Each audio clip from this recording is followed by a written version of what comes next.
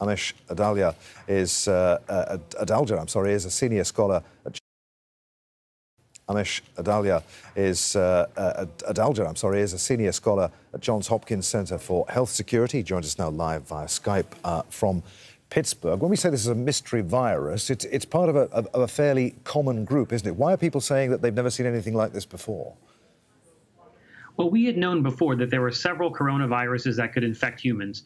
All but two of them caused common cold-like symptoms in most people. And what happened with this outbreak was this coronavirus was one that wasn't part of that group that had infected humans before. So it is novel in the sense that this is the first time we've identified this particular strain of coronavirus infecting humans, and that always gets people worried because of the history of SARS and Middle East respiratory syndrome. But at the moment, it appears as though this virus isn't transmittable from human to human, is it? It doesn't appear that it's widely transmissible between human to human, but there is some suggestion that it might be possible. We have seen cases in individuals who did not have contact with the seafood market. For example, cases that are in Thailand and Japan, both did not have contact with the market. So there may be some limited human to human, but it's not spreading very efficiently, and that's a good thing. So where do viruses like this come from?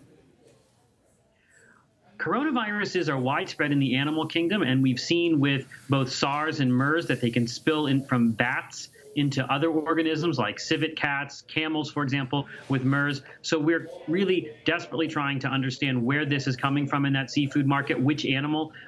There were some environmental samples positive in the seafood section, but there are other animals that are housed there. So there really is a lot of epidemiological detective work that needs to be done to figure out where this virus originated.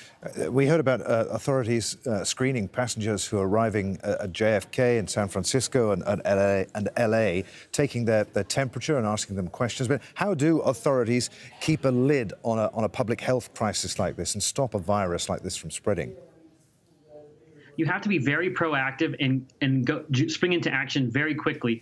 And we're seeing that right now with all of the travel screening going on and with the investigation going on in China. So the quicker you can actually understand what caused this virus to emerge and if this is transmitting between humans, how severe the infections are, the faster you can spring into action and get that information out to the world and public health authorities, the better chance you have of stopping it from spreading.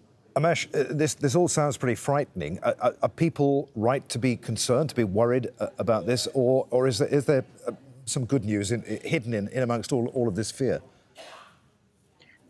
This is definitely something people should be concerned about, especially public health authorities, but there's no reason for panic. Right now, we haven't seen this have the type of spread that we saw with SARS.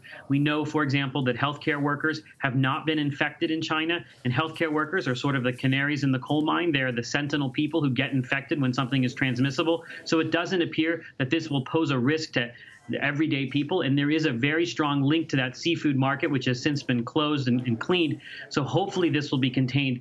And there is a lot of good news in this when you compare it to what happened with SARS. So I don't think that panic is warranted at this time. Amesh, good to talk to you. Many thanks indeed. Amesh Adalja there in Pittsburgh. Thank you.